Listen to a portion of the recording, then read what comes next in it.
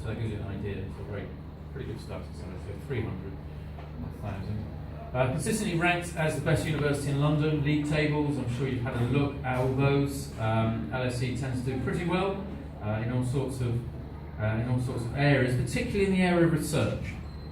We produce world-leading research at LSE. Our academics are working on things that actually inform the decision-making and policy-making of governments around the world, of businesses, in the formulation of law in the European Union. Our academics are producing research which feeds directly into that.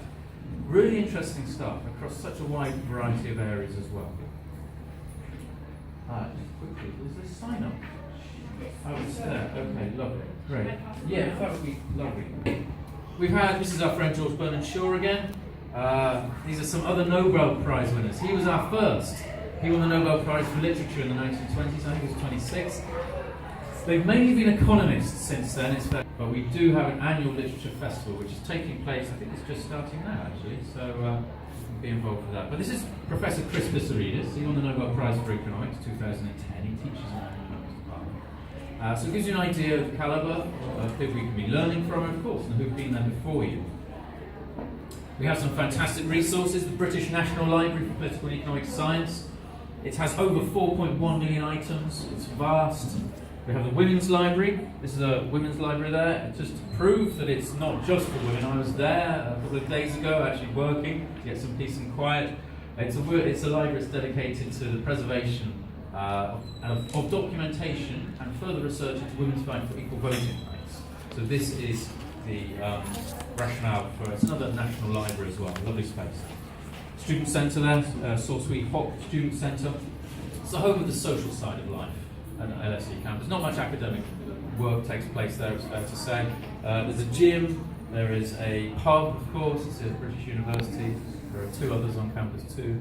There's a nightclub in the basement, performance space, a multi-faith centre, your accommodation services, career service, and a rooftop terrace cafe, etc. So wonderful space there, and the place to be involved with all the societies that I mentioned earlier. Okay, London's an amazing city, as I'm sure you're aware. How many of you have spent some time in London? I'm imagining quite a few of you. Okay, yep, don't be shy, put your hands up, sorry. Okay, so good, you know London's an amazing city. For those of you who haven't been to London, you probably know this as well. Obviously you're in what is a quite incredible city as well, but London is, well, weather-wise, it's pretty much the same, as you know. It has some incredible things, all the top stage productions coming to London, best musicians from around the world. So in terms of arts and culture, it's a fantastic city to be. The only thing you do have to worry about really when you're at LSE or London University is to make sure you do some study as well, because you can get very much carried away with this kind of thing as well. Go to our public lectures. If you go to LSE, go to our public lectures. We invite speakers to come and talk to our students during term time. And these are obviously quite high-level speakers. And fantastic opportunity to hear from the world's best. This is where we're based, right in the centre of London, in an area called Aldwych. Traditionally actually known for sort of musical theatre, etc. So very close to Covent Garden, in between Westminster, the home of British government, and the City of London, which is of course the financial hub of the UK. And right next door to LSE is the Royal Court of Justice, the highest law courts in the UK. Accommodation, guaranteed.